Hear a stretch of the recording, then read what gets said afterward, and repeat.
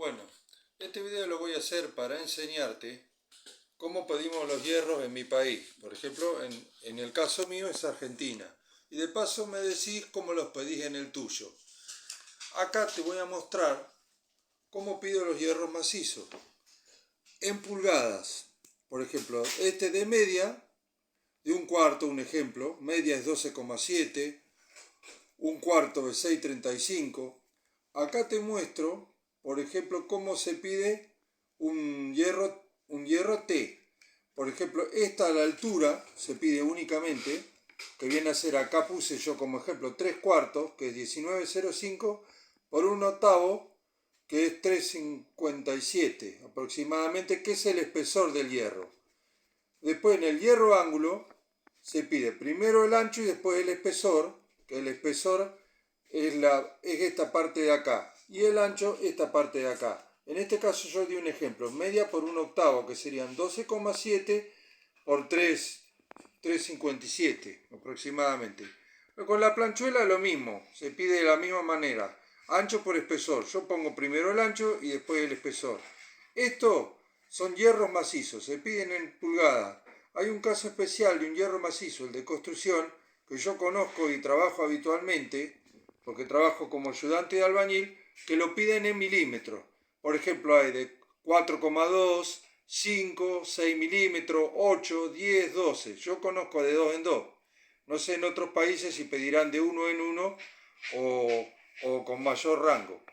Después, en el caso de los huecos, yo por ejemplo acá puse el caso de un cuadrado, el caso de un tubo, un estructural tubular que viene a ser un redondo y un rectangular. Por ejemplo, yo pongo, en este caso son dos caras iguales, detallé 40 por 40, esta es la medida de la pared, es la medida del grueso del espesor de la pared. En este caso es de 3,2 milímetros, hay de 1,6 y algunos vienen estandarizados según la medida. Pueden venir en los dos espesores como en uno solo.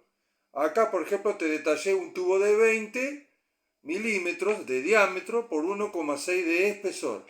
Y después un rectangular, acá te detallé, de 40 milímetros por 20 milímetros, porque es un rectángulo estructural rectangular, por una pared de 1,6 milímetros. Después, otro dilema a resolver. Yo, por ejemplo, acá te puse cómo pasar de milímetros a pulgadas. Te di un ejemplo. Vos, si querés saber cuántas pulgadas son 16 milímetros, ¿qué haces? Como la pulgada tiene 25,4 milímetros, dividís 16 por 25,4 y te da 0,629 de pulgada, décima de pulgada.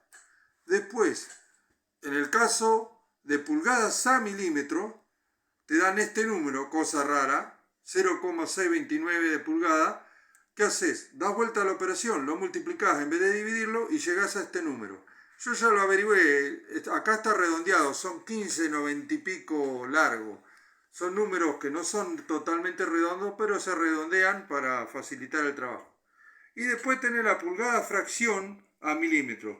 Vos, por ejemplo, querés saber cuántos milímetros tienen 3 cuartos de pulgada.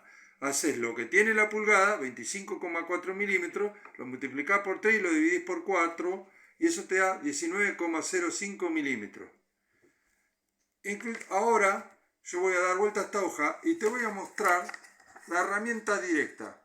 Acá te vienen las tablas de conversión, que no está muy clara, pero yo te voy a mostrar los títulos. ¿Ves? Acá tenés conversión de milímetros a pulgada y acá tenés conversión de fracciones de pulgadas a milímetros. Estas tablas vienen, vos las buscás y las encontrás, pero por ahí si tenés que hacer la operación porque no tenés la tabla a mano, es una gran herramienta. ¿Ves? Acá te explica el porqué en ejemplo que yo te expliqué atrás.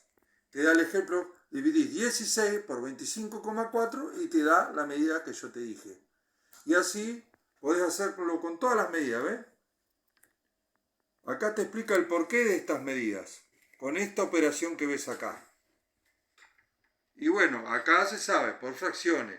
Acá la tenés directo, pero con lo que yo te expliqué, te va a servir para lo que vos quieras hacer. Desde ya, muchísimas gracias por tu tiempo, espero que esta información te sirva Y este video va dedicado a mis suscriptores y a todos los que interactúan en todas sus formas con YouTube hacia mi persona. Vos me ayudás a mí y yo te ayudo a vos y muchas gracias por tu tiempo.